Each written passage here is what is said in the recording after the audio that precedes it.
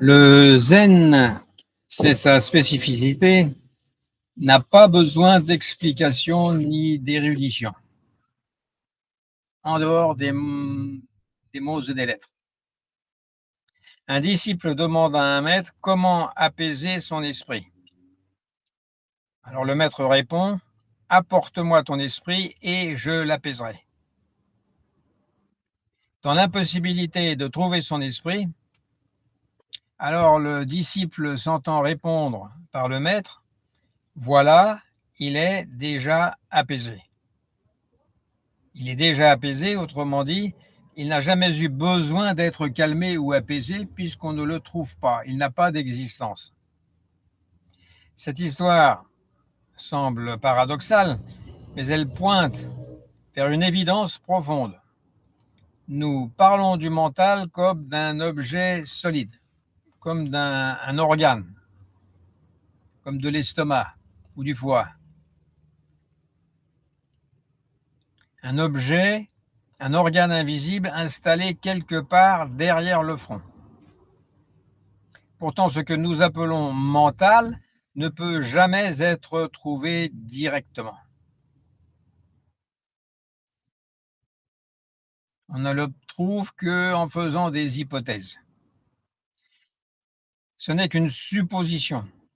On trouve des pensées, des souvenirs, des images, des inquiétudes, des désirs, mais jamais une entité autonome qu'on pourrait appeler esprit ou mental. C'est comme un film au cinéma, avec ses personnages qui courent, qui aiment, qui se battent, qui meurent, mais qui n'est rien d'autre qu'un faisceau lumineux traversant l'obscurité de la salle de projection.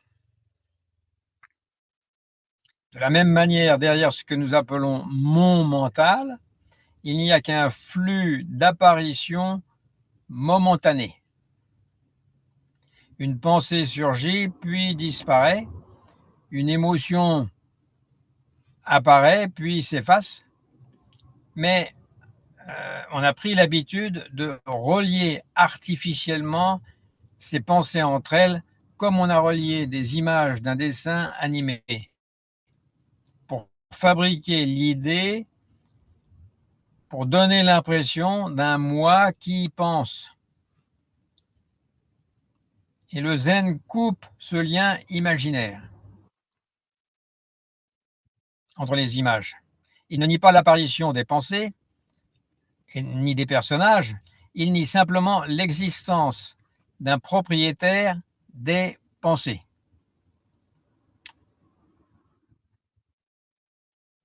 On ne peut pas être propriétaire de ce qui n'a pas d'existence. Dans Zazen, cette vérité devient extrêmement concrète. Assis en méditation, immobile, on voit les pensées surgir toutes seules, sans qu'on les ait convoquées.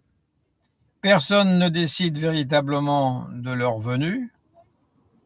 Une pensée sur le passé apparaît, puis une inquiétude sur le lendemain,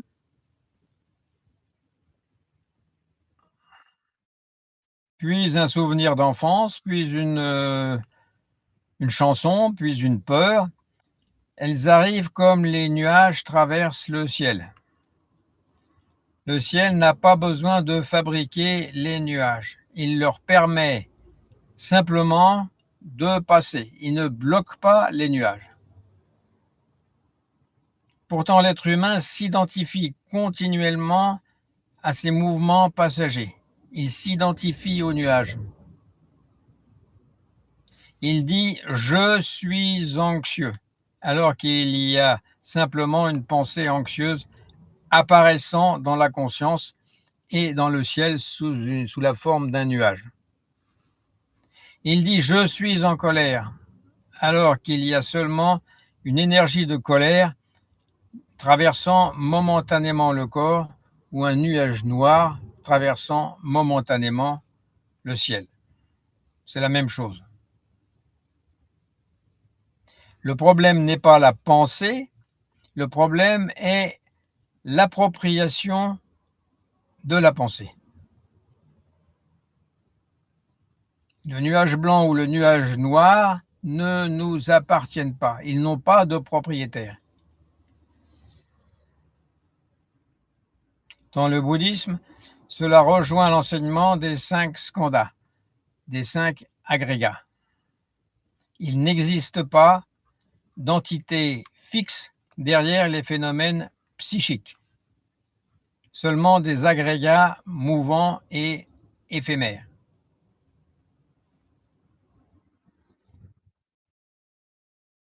On ne peut pas s'approprier des agrégats mouvants et éphémères.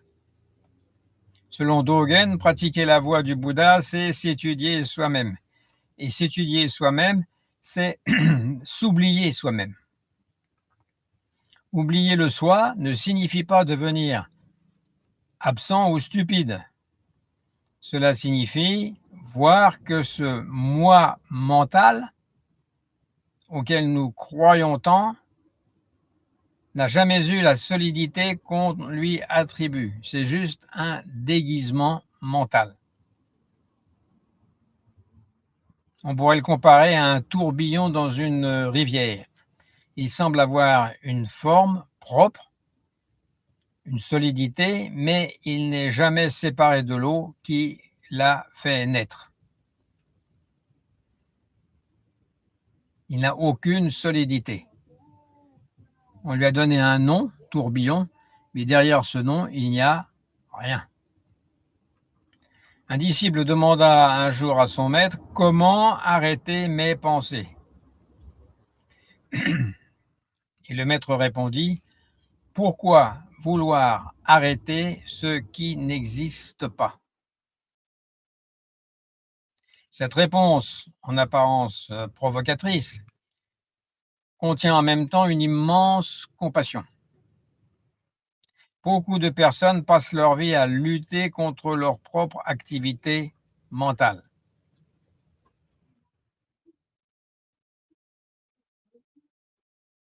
Elles veulent devenir parfaitement silencieuses, parfaitement pures, parfaitement calmes. Mais cette lutte renforce justement l'illusion d'un contrôleur intérieur. Celui qui veut supprimer les pensées est lui-même une pensée supplémentaire. Dans le zen, on découvre qu'il n'est pas nécessaire de détruire les pensées. Il suffit de voir leur vacuité, leur vide. Une pensée n'a pas plus de consistance qu'un écho dans une vallée. On ne peut pas attraper un écho. Impossible. De même, on ne peut pas saisir une pensée. Au moment où on voudrait la tenir, elle s'est déjà transformée. Elle s'est déjà transformée en une autre pensée. Krishnamurti disait que l'observateur est l'observé. Celui qui croit regarder ses pensées est lui-même constitué de pensées. Alors lorsque cette compréhension devient claire, un immense soulagement prend place. La conscience cesse de se battre contre elle-même. Les pensées peuvent continuer de surgir, mais elles perdent leur poids dramatique. Elles deviennent inintéressantes. Et elles ne laissent pas de traces derrière elles. Dans les enseignements tibétains, on compare les pensées à des dessins tracés sur l'eau. À peine apparaissent-elles qu'elles disparaissent déjà. Mais l'être humain agit comme si les pensées étaient gravées dans la pierre.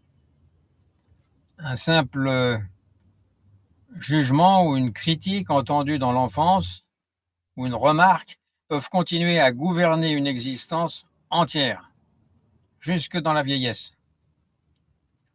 une parole, une humiliation, une peur deviennent une identité. Pourtant, si l'on regarde directement, eh bien, tout cela n'est qu'un mouvement de mémoire rejoué continuellement et qui donne une impression de substantialité à la pensée. C'est comme le tourbillon dans la rivière. Le zen ne cherche pas à fabriquer une meilleure personnalité, il révèle le caractère illusoire de la personnalité elle-même. Et c'est pourquoi certains maîtres paraissent si libres, parfois même si imprévisibles, parce qu'ils ne défendent plus une image fixe d'eux-mêmes.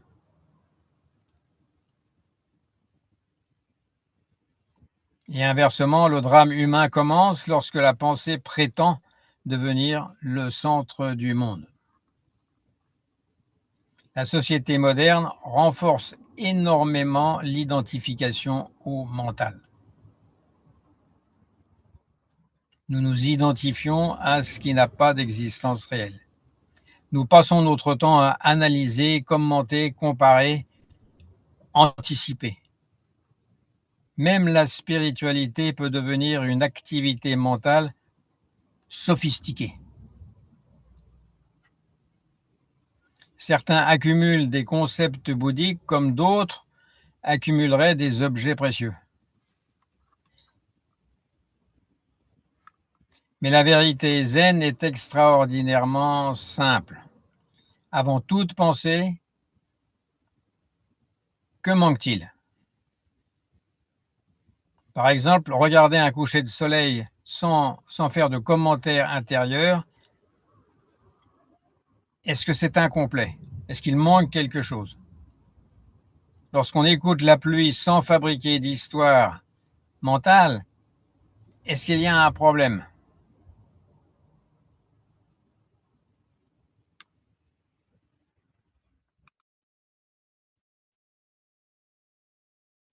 La pensée, bien entendu, a son utilité pratique. On a dit à plusieurs reprises que c'était un outil. Elle permet de conduire une voiture, de piloter un avion, d'organiser un voyage, de préparer un repas ou de recoudre des chaussettes. Le zen ne diabolise pas la pensée, il remet simplement la pensée à sa juste place, c'est-à-dire à la place d'un outil.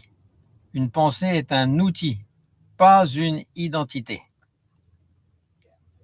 Lorsque l'outil cesse de dépasser son rôle d'outil, de prétendre être le maître, alors une harmonie naturelle réapparaît. On dit réapparaît parce que c'était la condition normale de départ. Sinon, ce serait comme le serviteur qui aurait pris la place du maître, le trône du roi. Pendant des années, nous avons laissé les pensées gouverner toute notre existence. Chaque peur devient une vérité. Chaque désir devient une urgence absolue. Chaque opinion devient une bataille.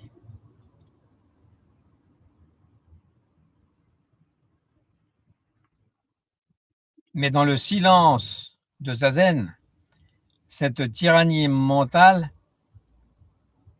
est non seulement contestée, mais délaissée. Elle est remplacée par une simplicité très ordinaire, comme de respirer, de marcher, d'entendre le vent. Et là, il n'y a rien d'extraordinaire, et pourtant, c'est là qu'une paix profonde s'installe. Alors finalement, découvrir qu'il n'existe pas de mental séparé ouvre l'esprit à une immense liberté, une liberté sans frontières. S'il n'existe pas de centre fixe à protéger continuellement, alors la vie peut se dérouler librement. Dans la troisième noble vérité, le Bouddha parle de cessation de la souffrance. Cette cessation ne vient pas d'une destruction des pensées après un combat, mais de la fin de l'attachement à elles. Les pensées continuent peut-être d'apparaître, comme les vagues continuent de se former sur l'océan, mais plus personne ne croit que chaque vague possède une existence indépendante. Dans la pratique zen, il arrive parfois un instant très simple où tout devient silencieux, sans qu'il y ait eu d'effort. Les pensées peuvent encore être là, mais elles ressemblent à des feuilles mortes traversant un vaste espace vide. Et dans cet espace, il n'y a personne pour posséder quoi que ce soit. Il y a seulement les feuilles qui passent. Seulement la vie telle qu'elle est, immédiate, fluide, insaisissable. Comme on l'a répété, le grand ciel ne s'inquiète pas des nuages qui le traversent. Le grand ciel ne s'inquiète pas des nuages qui le traversent. Lorsque nous cessons de croire au personnage mental que nous avons fabriqué et que nous fortifions sans arrêt, eh bien nous découvrons ce grand ciel originel, ouvert, silencieux, sans frontières et déjà libre depuis toujours.